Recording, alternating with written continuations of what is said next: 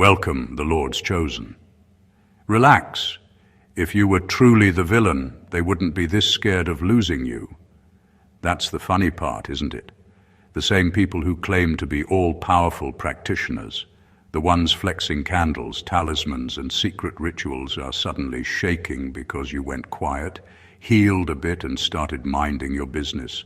No dramatic ceremony, no smoke, no Latin, just you choosing peace, and somehow it's reading in the spirit like you upgraded your spell book. Here's a wild fact to ground this. Psychologists have found that when someone loses control over a person they were used to manipulating, their brain literally processes it like a threat. Their body reacts as if their survival is on the line. They get anxious, obsessive, paranoid. Now imagine that same reaction in people who already believe they're working energy on you. Of course, it feels to them like you're casting something stronger. They're not used to you unplugging from their power grid, because that's what shifted. You didn't suddenly become some robe-wearing grand sorcerer in the night. You started doing things that are way more disruptive to fake spiritual power. You healed a wound instead of feeding it. You broke a pattern instead of repeating it. You stopped chasing their approval. You stopped oversharing. You stopped letting everybody read you like an open book. You became unpredictable. And for people who rely on energetic control, unpredictable feels like unnatural. So now they're whispering, your aura changed. Your energy is different. Something is backing you. No. You just stopped leaking your soul for free. What's really freaking them out is that their usual work isn't landing the same. The old emotional hooks don't bite. The guilt trips don't stick. The intimidation doesn't work. Spiritually, it feels to them like their signal isn't reaching you anymore. And instead of admitting they were feeding off your weakness, it's easier to say, they must be casting something stronger now. In this video, we're not romanticizing drama, glorifying darkness, or painting you as some untouchable, mystical god. We're going to strip all of that theater away and get brutally honest about what's actually happening when you, as a chosen one, start moving in a different kind of power, the kind that comes from alignment, responsibility, and a healed nervous system. We'll unpack why your silence, your boundaries, your inner work, and your refusal to play their game are showing up like upgraded spells in their world. By the end, you'll see that it's not that you're out here throwing stronger hexes. It's that you finally stepped into a frequency they can't control, can't predict, and definitely can't feed off anymore. And to people who were thriving off your confusion, that kind of freedom looks exactly like witchcraft. Number one, you're not casting spells. You're breaking agreements they depended on. People make it sound like there's some huge mystery behind why certain spiritual people are suddenly uncomfortable around you. But the truth is painfully simple. You stopped playing the role they designed for you. You were never just a friend, a partner, or a family member in their eyes. You were a role, the emotional punching bag, the backup plan, the one who always forgave, the one who always explained themselves, the one who took the blame so everyone else could feel clean. Those were unspoken agreements you didn't even know you signed. Every time you tolerated disrespect, every time you stayed quiet to keep the peace, every time you gave them another chance while betraying yourself, that was you unconsciously saying, yes, I accept this contract. That's the real magic they were relying on. Not candles, not herbs, not moon phases. Your cooperation. Then something shifted. You got tired. Your spirit got loud. Your body started reacting to what your mind kept trying to excuse. You couldn't swallow the same treatment anymore. You stopped answering certain calls. You stopped explaining your boundaries. You stopped overgiving. You said no, not with anger, but with finality. You walked out of conversations that used to leave you drained instead of staying to prove your point. From the outside, it doesn't look dramatic. Nothing really happened. But spiritually and psychologically, you just tore up the contract they'd built their little kingdom on. To them, it feels like an attack. They feel their influence slipping. They feel their control loosening. They feel their favorite version of you dying. So they reach for spiritual language. Your energy changed. You're different now. You must be working something. They call it spells because they don't want to admit the truth. Their power only worked as long as you agreed to stay small, guilty, and available. You're not suddenly dabbling in something dark. You're just not agreeing to be used anymore. And for people who depended on those old agreements to feel strong, your freedom is the scariest magic they've ever seen. Number 2, your nervous system is doing a deliverance they can't replicate. A lot of people think spiritual power is about who has the strongest prayer, the rarest herbs, or the longest fasting record. But the real shift happening in your life is way less dramatic and way more disruptive. You're learning how to calm your own nervous system. You're teaching your body that chaos is not normal anymore. That might sound simple, but for people who secretly feed off emotional storms, it feels like you just shut down their entire operation. You used to react to everything.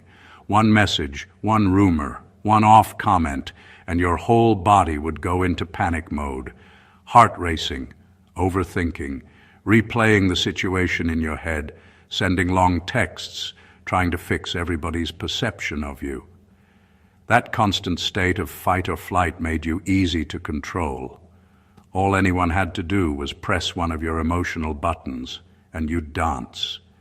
Now you're doing something that looks small but is spiritually loud. You pause. You take a breath. You don't respond right away. You let your body calm down before you choose your next move.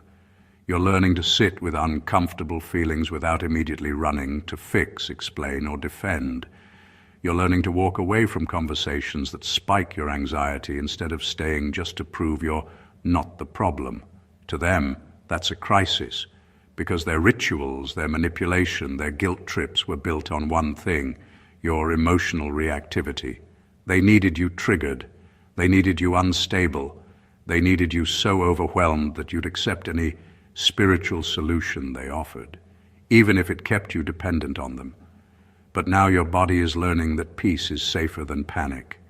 That silence is safer than arguing. That distance is safer than constant drama. When your nervous system stops agreeing with chaos, a lot of spiritual nonsense stops working automatically. Their work doesn't land the same. The arguments don't hook you. The threats don't freeze you. Instead of spiraling, you rest. Instead of exploding, you go quiet. Instead of begging, you release. They look at all of this and say, "You've become spiritually dangerous." But what you're really doing is regulating. You're letting your body detox from years of fear and control. And that kind of internal deliverance can't be packaged, sold, or performed. They can't copy it, they can't rush it, and they definitely can't control someone whose calm is no longer for sale. Number 3, their rituals run on fear. Your power runs on responsibility. A lot of people calling themselves spiritual don't actually want real growth. They want shortcuts. They want to skip character and go straight to control. They want results without facing themselves.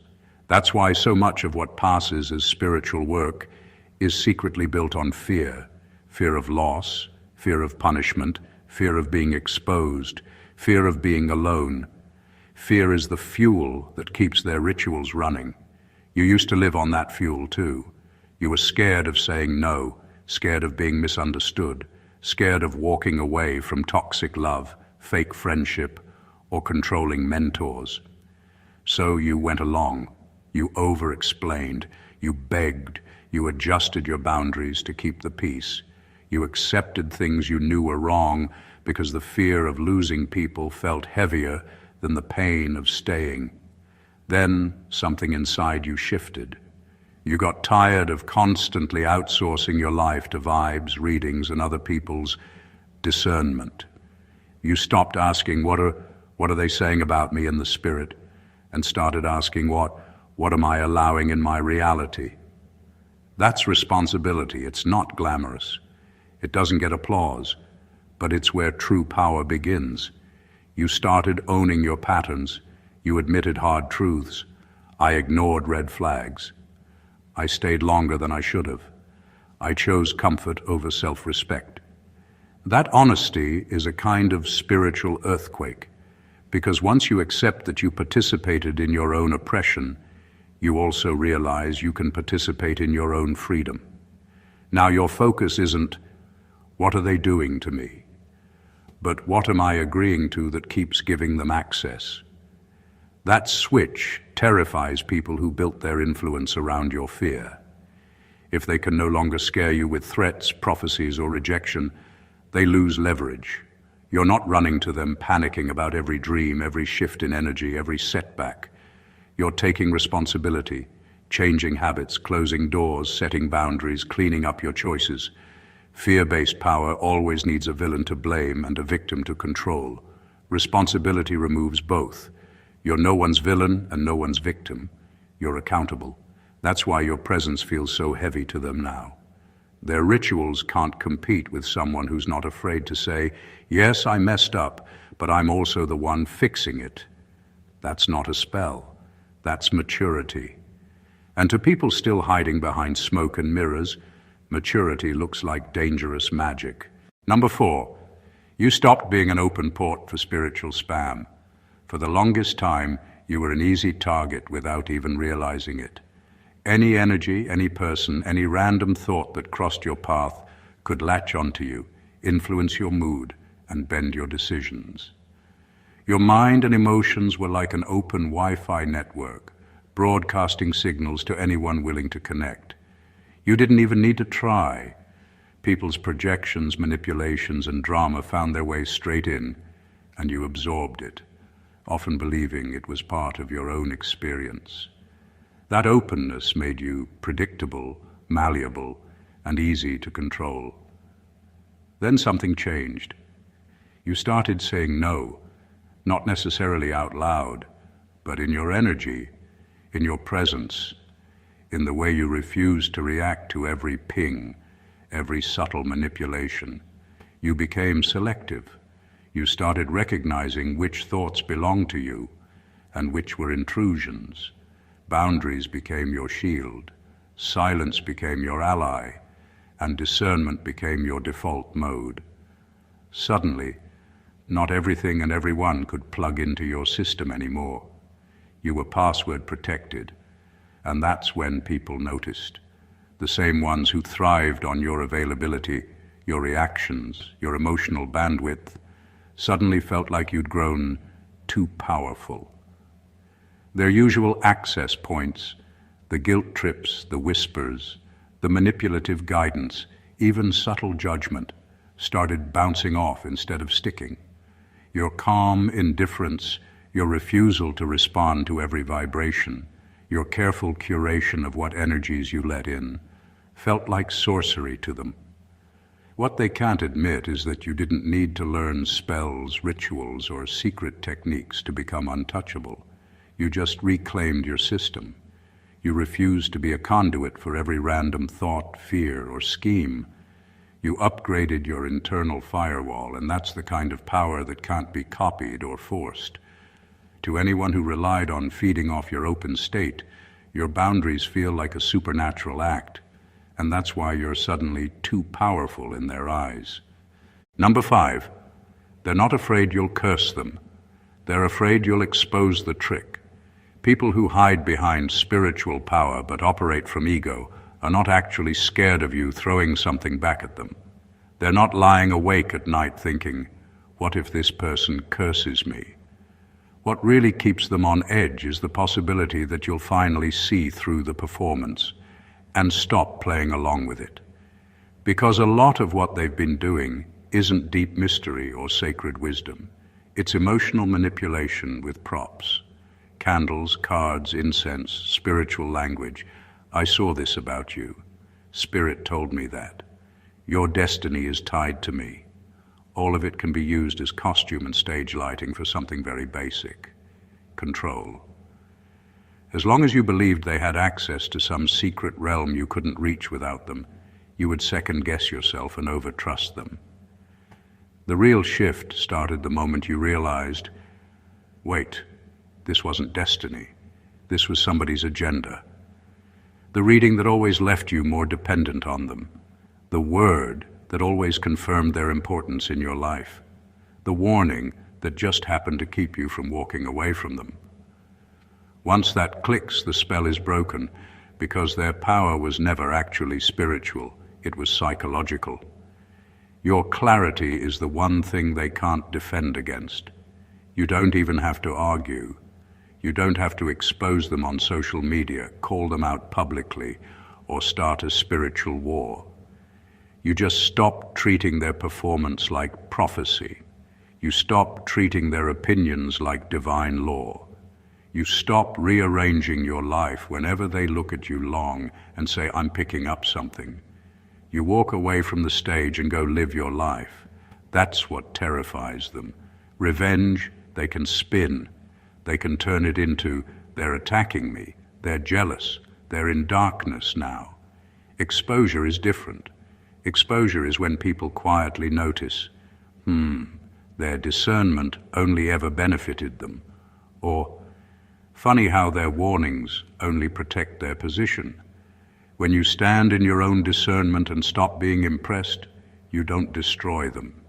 You just stop feeding the illusion. And for someone whose entire identity is built on being the powerful one, losing that illusion feels worse than any curse. Number 6, your refusal to worship them is reading in the spirit as rebellion. From the beginning, you weren't just meant to listen to them, you were meant to orbit them. In their mind, your role was clear: stay impressed, stay intimidated, stay dependent. You were supposed to look at them like a spiritual plug you could never unplug from. They positioned themselves as the gateway, the translator, the one with special access you didn't have. As long as you believed that, the power balance stayed in their favor. Then one quiet day inside yourself, something shifted. You realized, hold on, you're not my source. You're just a person with tools. That thought alone is spiritual dynamite, because once you see them as human, not a god, not a savior, not the final voice over your life, the spell of superiority shatters. Their candles, cards, prayers, or titles don't disappear, but the way you relate to them does. You stop needing them to breathe. You start seeing your own connection, your own intuition, your own access. That's when the roles flip. The same traits they used to praise in you, your loyalty, your humility, your willingness to learn, suddenly become pride, disrespect, or rebellion when they no longer serve their control. You start asking your own questions, making your own decisions, setting your own boundaries, and suddenly you're changing, moving funny or under some influence. Not because you're doing anything dark, but because you dared to step off your knees. To people who need worship to feel powerful, simple self-respect looks like witchcraft. They read your independence as an attack. Your silence feels like a threat. Your ability to go directly to God, to your own intuition, to your own inner guidance without their confirmation, feels like you're bypassing their throne. And in their world, any soul that stops bowing is automatically dangerous, so they give it language. You're being deceived. You're in rebellion. You're not covered anymore. What they won't say is, I'm scared because I no longer own your fear, your attention, or your neediness. You're not rebelling against truth. You're rebelling against idolatry. You stop treating them like your oxygen, and they're gasping because their power was never about serving you. It was about being served by you. Number 7. You're doing the one thing dark power can't stand: healing. This is the part they never talk about. Most of the spiritual control that people brag about isn't really touching your spirit first. It's locking into your trauma. Manipulative spiritual work thrives in old wounds. Abandonment, rejection, shame, fear of not being enough, fear of being left, fear of being exposed. Those are the open doors. Those are the places where suggestions sink deeper, where guilt hits harder, where threats feel heavier. For a long time, those wounds made you easy to manage. All someone had to do was hint that you'd be alone, forgotten, cursed, uncovered, or replaced, and your whole soul would panic. You'd cling harder. You'd overgive. You'd apologize when you weren't wrong. You'd tolerate what you hated just to keep from feeling abandoned again. They didn't need to chain your hands. Your trauma kept you in place. Then you did something truly disruptive. You started going to the root. Instead of chasing constant breakthroughs that only lasted a week, you leaned into real healing. It might have been therapy. It might have been prayer. It might have been journaling, deep introspection, crying in private, facing memories you'd been running from, or doing shadow work and admitting things about yourself that made you uncomfortable. Whatever your path looked like, you finally stopped saying, "Fix them," and started saying, "Help me heal this in me." That's when everything began to change. Those old triggers began to soften. The panic that used to grab your chest when someone pulled away didn't feel as strong. The shame that used to make you fold and submit every time someone hinted that you were ungrateful or disobedient started losing its grip. Little by little, the hooks they used to keep you tied up had nowhere to land. The wound wasn't as open anymore. From their side, it looks like their work is backfiring. Suddenly, what used to send you into meltdown barely moves you. The predictions don't scare you. The guilt doesn't stick. The emotional blackmail feels more obvious than holy. They say, "You've hardened your heart," or "You're different now," because they can't admit what's really happening. The spell they cast was always rooted in your pain, not their power. And your healing is canceling their access. Dark, manipulative power needs brokenness the way fire needs oxygen. You're not fighting them with bigger candles or louder prayers. You're cutting off their air supply. Every layer you heal, every belief you release, every boundary you honor, every piece of your story you finally make peace with, makes you less controllable. To them, that feels like spiritual warfare. To you, it's just wholeness. Number 8, your detachment is cutting off their supply in ways they can't explain. You didn't stand over a cauldron. You didn't chant anything in Latin. You didn't light 10 reversal candles at midnight. What you did was way quieter, and in their world, way more violent. You stopped feeding them. Not physically, energetically. You took back your attention, your reactions, your access, and your availability. And for people who survive on emotional chaos, that feels like you hit them with something heavy. Before this shift, you were always on. If they sent a message, you answered. If they threw shade, you cleared your name. If they created tension, you rushed in to smooth it over. If they hinted something was wrong in the spirit, you panicked and tried to fix it. Your emotions were on tap. Your energy was always reachable. You didn't realize it, but you were their power source. Then you got tired of the cycle. Instead of trying to fight them on their level, you chose something they don't know how to handle: detachment. You blocked the calls, muted the chats, stopped stalking their pages, stopped waiting for their reactions. You let conversations die. You let misunderstandings breathe without chasing anyone down with a 3-page explanation. You refused to show up in rooms where your name was only present as a topic, not as a respected person. From the outside, it looks like you did nothing. You just stepped back. But spiritually and energetically, you slammed a door. The string they used to tug on for instant drama now leads nowhere. The bait doesn't get a bite. The guilt doesn't get a response. The accusation doesn't trigger the essay-long defense. Their work doesn't seem to land because the part of you that used to obsess, overthink, and chase is no longer subscribing. To people who live on constant conflict, that silence feels brutal. They start saying things like, "You changed the energy," or "You're acting weird," or "You've gone dark." What they actually feel is withdrawal. The emotional food they used to harvest from your fear, your anger, your confusion, your explanations, that supply is drying up. And instead of owning how much they relied on your reactions to feel important, they frame your detachment as some kind of sinister upgrade. But you didn't curse them. You just stopped paying the bill on a connection that was draining you. You chose distance over drama, clarity over chaos, and inner peace over being understood in every room. To the healthy, that looks like growth. To the dependent, it looks like betrayal. Either way, your detachment has spoken a language no ritual can cancel. Access denied. Number 9. You upgraded from praying for outcomes to praying for discernment. There was a time when almost all your spiritual energy went into begging for specific results. You wanted this person, that opportunity, that platform, that door.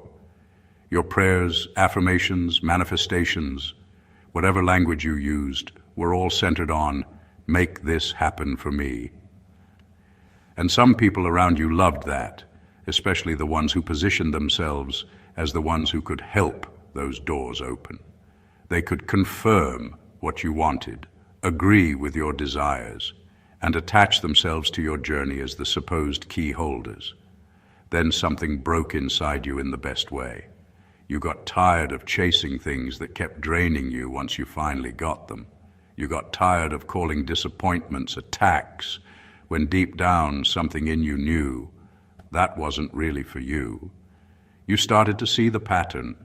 Every time you forced a door, you paid for it later with your peace, your dignity, or your sanity. So your prayers shifted. Your intentions changed. Instead of, "Give me this," you started saying, "If it's not mine, I don't want it. Show me what's actually for me, and expose what isn't, no matter how good it looks." That is not a cute little tweak. That is a full-on spiritual plot twist. Because now you're not asking the universe, God, or your guides to bend reality to your attachment. You're asking for truth, even if it tears your fantasy apart. And that's exactly what starts happening. Suddenly, doors they were bragging about helping you access start closing. People they swore were divinely connected to your destiny begin to show their true character. Relationships that were ordained start rotting under the light of honesty. Opportunities that looked golden reveal the fine print. Your voice dimmed, your boundaries violated, your value minimized. To outsiders, it looks like spiritual warfare. To the ones who tried to attach themselves to your rise, it looks like you're being blocked or under attack. In reality, your discernment is simply refusing to let delusion drive anymore. You're no longer impressed by titles, rituals, or big promises. You're paying attention to fruit. Does this drain me or grow me? Does this require me to shrink? Do I feel peace or constant pressure? You stopped trying to override red flags with faith. You stopped calling obsession confirmation. You stopped labeling every loss as the enemy when some of it was just God saying no. To people who wanted to ride your journey while steering it, this new version of you feels unreachable. They can't sell you shiny distractions as destiny anymore. They can't push their agenda and call it divine alignment, because you're actually checking with your spirit now, not just your feelings. It looks like you're casting bigger spells, but the truth is harsher and simpler. You just stopped begging for your will to win and started asking for what's real, even if it costs you what you thought you wanted. Number 10, you are no longer afraid to lose what was only staying because you were afraid. For years, fear shaped almost every choice you made.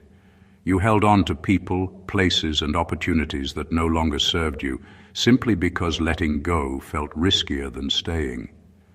You tolerated toxic relationships, exhausting friendships, and suffocating environments, not because you wanted them, but because the thought of starting over, being alone, or losing a familiar comfort was unbearable. Fear had you chained, and those chains kept you small, predictable, and easy to manage. Then something shifted. You realized that holding on out of fear was costing far more than letting go. Your peace, your sanity, and your integrity were being sacrificed at the altar of avoidance. So you began choosing differently. You started walking away from anything that didn't align with your values, that drained your energy, or that demanded your compliance. You stopped calculating every risk of loss and started calculating the cost of staying. That shift makes you unpredictable to anyone who thrived on your fear. They relied on the idea that they could manipulate your attachments to control you. Threaten to take something away, and you'd scramble to keep it. Whisper doubt about a relationship, and you'd overcompensate. Play on your insecurities, and you'd bend to their will. But when fear no longer dictates your decisions, the usual levers they pull lose their power. They can no longer scare you into compliance because your loyalty is now tied to truth, not to attachment. You've become uncatchable in the sense that your worth is no longer hostage to external conditions. You can say goodbye without trembling. You can leave behind what's toxic without hesitation. And that freedom feels like rebellion to them because they built their influence on your dependency. When you finally prioritize yourself over the illusion of security, you stop being predictable, controllable, and consumable. And that kind of liberation reads in the spirit like power they can't compete with. Number 11, you switched from protect me from them to remove whatever in me agrees with them. For a long time, your energy was focused outward. You were always scanning for threats, watching for manipulation, and trying to shield yourself from the people, energies, and situations that felt like attacks. Your prayers, intentions, and actions were all about defense. Protect me from them, from what they're sending, from what they're doing. That constant external focus kept you reactive. You were always responding, always on edge, always trying to outmaneuver what you believed was coming at you. Then something shifted. You started looking inward. The question changed from who's doing this to me to what in me keeps cooperating with this pattern. You realized that the real leverage they had over you wasn't just their influence. It was your agreement, often unconscious, with the dynamics that kept you small or drained. Maybe you were over-explaining yourself, excusing their behavior, tolerating disrespect, or ignoring your own boundaries. Maybe old fears and insecurities were keeping you stuck, repeating the same patterns that made their control possible. Once you turned your focus inward, everything changed. You stopped obsessing over who was sending energy, what spells were allegedly being cast, or who was behind your discomfort. Instead, you started cleaning up the parts of yourself that had always been opening the door. You began noticing your own reactions, habits, and choices, and you worked on dismantling the patterns that allowed manipulation to stick. That's when their work really starts to fail. The hooks they relied on, the fear, guilt, shame, and old trauma, no longer find purchase. You're no longer a reactive victim waiting for the next wave. You're actively shaping your reality from the inside out. By removing your internal agreement with their control, you disrupt the cycle at its source. The power shift isn't about fighting them. It's about taking responsibility for the parts of you that unknowingly handed them influence, and that is far more potent than anything they could throw at you. Number 12, you stopped romanticizing spiritual power and started valuing clean motives. There was a time when the whole idea of being powerful had you hooked. The most gifted, the most prophetic, the most anointed, the most spiritually deep. That's what everyone made it about. You were taught to look up to whoever seemed the most mysterious, the most intense, the most dramatic in the spirit. Tears, shaking, cryptic messages, heavy tones, big titles. It all looked like proof of a higher level. You absorbed that. A part of you wanted to be seen that way too. Then life and experience humbled you in the best way. You watched people with power, but no integrity, accuracy with no empathy, gifts with no accountability.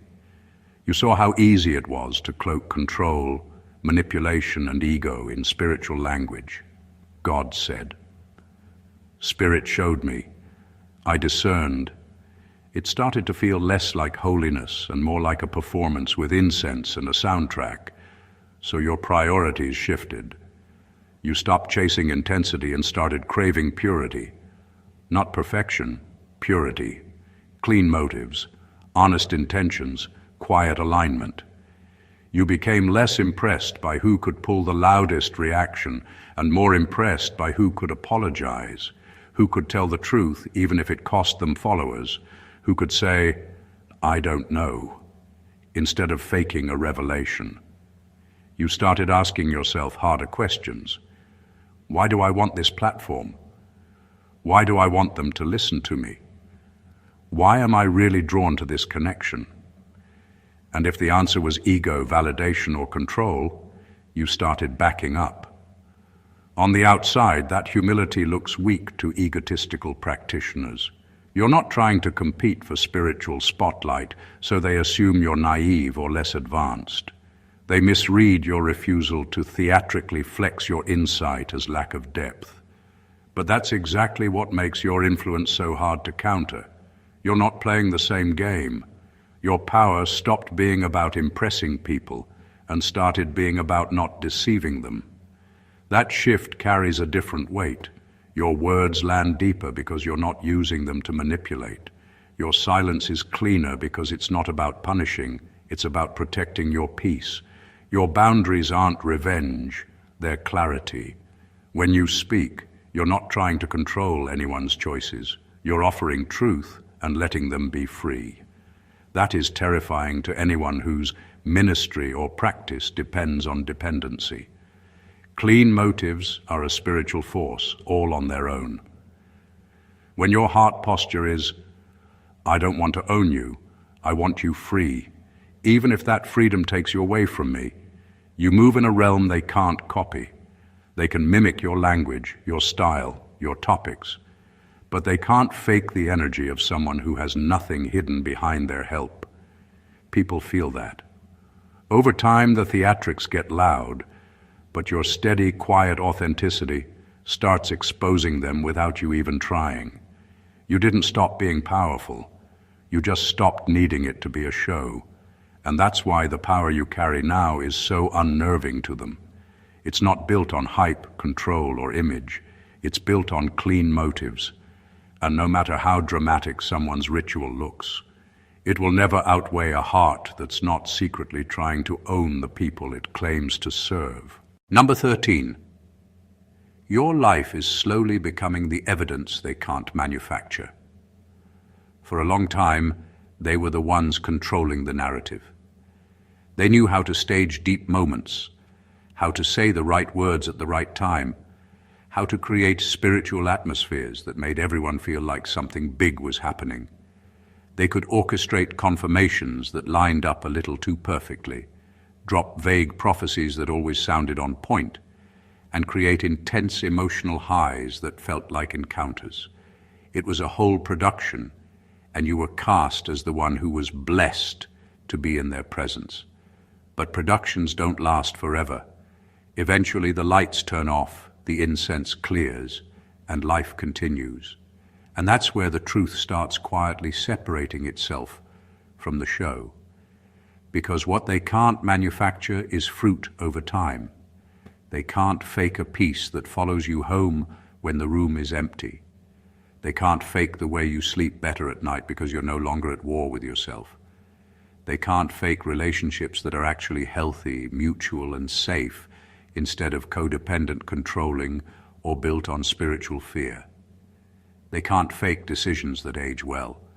Choices you look back on in 2, 3, 5 years and think, "I'm glad I did that," instead of, "Why did I let them talk me into that?" As you start healing, choosing better, setting boundaries, and aligning your life with what's real instead of what's theatrical, the results begin to show. You're not just talking differently, you're living differently. You're not constantly in crisis. You're not always in some urgent spiritual emergency. There's actual stability forming where chaos used to live. There's clarity where confusion used to be your normal. There's self-respect where desperation used to drive your decisions. That quiet stability is loud proof. Because while some people are still chasing the next deep moment, your life is becoming the sermon. They said you'd fall apart without their covering, but you're becoming calmer. They implied you'd lose direction without their voice, but your path is actually getting clearer. They warned that stepping away would destroy you, but somehow you're less scattered, less tormented, less exhausted than you've been in years. It exposes something they hoped would never be obvious. A lot of their power was noise, loud, dramatic, and addicting, but without long-term substance. It created dependency, not growth. It produced emotional rushes, not character. It made them look necessary, not truly loving. You didn't have to drag them, expose them online, or argue anyone into seeing the truth. Your life is doing the slow, patient work of contrast. Your peace, your progress, your healthier choices, the doors that open without you having to sell your soul or dim your light. All of that is evidence no ritual, no statement, and no performance can fake. They can stage a moment. You're living a transformation, and deep down, they know which one actually holds weight. Number 14. You are not more magical than them. You are more aligned, and alignment always looks like sorcery to those who rely on control. From the outside, it looks like you suddenly leveled up in some secret, mystical way. Doors are closing that needed to close. Better ones start cracking open. You're calmer, clearer, and your no actually means no. Things that used to crush you now roll off you. To people who are used to scrambling, forcing, and manipulating everything, that kind of ease doesn't make sense. So they give it the only language they understand. You must be doing stronger work now. But you're not out here conjuring bigger spells. You're getting in order. What they're really feeling is alignment. Little by little, your mind, your spirit, your choices, your boundaries, and your values started walking in the same direction. You're not saying one thing, believing another, and doing the opposite anymore. You're not asking for peace while entertaining chaos. You're not praying for clarity while staying in confusion for comfort. You're not talking about self-respect while allowing disrespect just because you're scared to be alone. That inner alignment quietly rearranges your whole life. You make different choices because you're not lying to yourself. You don't go where your spirit feels heavy just to keep a connection. You don't accept every offer just because it flatters your ego. You don't force what clearly isn't flowing. You don't stay where you have to abandon yourself to be tolerated. That's not spell work. That's integrity. And integrity, over time, bends reality in your favor in a way rituals alone never can. To someone who lives by control, that looks supernatural. They're used to pushing, begging, forcing, guilt-tripping, emotionally blackmailing life and people into giving them what they want. So when they see you walking in favor that you didn't have to manipulate to get, they assume you're tapping into some heavy spiritual artillery. It doesn't cross their mind that peace, truth, and consistency are powerful all by themselves. You're not more magical. You're less divided. Your yes and your no are no longer for sale. Your presence is no longer a tool they can move around for their benefit. Your energy isn't scattered in 5 directions, trying to keep everyone happy at your own expense. You're not easily seduced by titles, drama, or deep talk. You value what's real, what's solid, what doesn't cost you your soul. And that's the part they really feel but won't admit. You're not becoming some grand sorcerer. They just can't own you anymore. Your alignment broke the leash. Everything we've unpacked here isn't about candles, incantations, or theatrical displays of power. It's about something far deeper, quieter, and infinitely more disruptive to anyone who thrives on control. It's about you reclaiming your energy, your boundaries, and your alignment.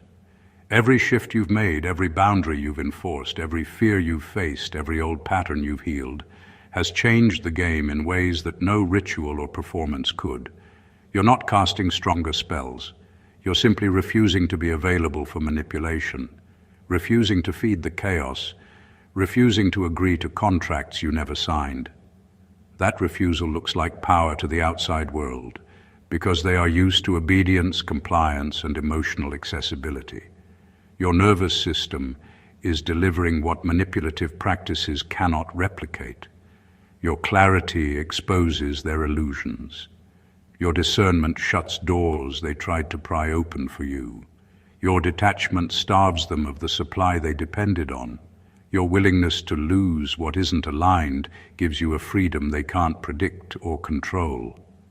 Every step inward, from cleaning your internal agreements to valuing clean motives and walking in alignment, has created a presence that bends reality without them even realizing it. You're not performing, you're simply being, and that presence carries a weight that no smoke, ritual, or ego-fueled theatrics can compete with. This is the quiet revolution. Your life itself is becoming the evidence they can't manufacture. The long-term peace, the healthy relationships, the decisions that age well, the integrity that can't be faked. All the outward theatrics in the world can't replicate what happens when someone becomes whole, self-aware, and aligned. That is the true mark of someone who is spiritually, emotionally, and mentally unshakable. What they read as dangerous magic is just the reflection of a soul that refuses to be owned, controlled, or bent. So if you've been on this journey, taking back your power, honoring your boundaries, and walking in alignment, know this: what you're experiencing is real, and your freedom is already the most potent force at work. You're not chasing recognition, control, or validation. You're simply reclaiming yourself. And that is far more powerful than anything they could ever manufacture. If this message resonated with you, make sure to subscribe to the channel for more insights that will help you step fully into your power.